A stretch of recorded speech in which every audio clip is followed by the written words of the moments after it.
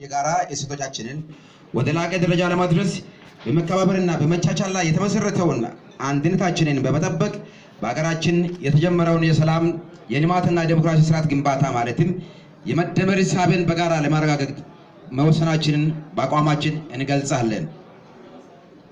ሁለተኛ፣ እኛ ኮንፈረንሱ ተሳታፊዎች በሁለቱ ዞኖች አካባቢ ለጋራ ሰላማችንና ልማት ጠንቅ ሊሆኑ የሚችሉትን ማንኛውንም ነገር በጋራ በመሆን እንደምንቋቋምና እንደምንከላከል በአቋማችን እንገልጻለን።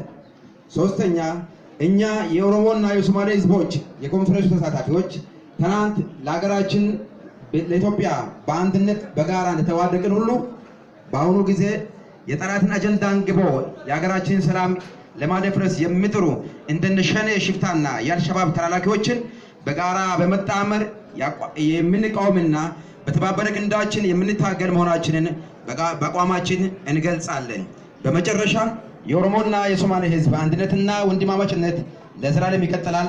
ተደምረናል። መደመርን በተግባር እናረጋግጣለን። መስከረም 23 2012 ደቂቃ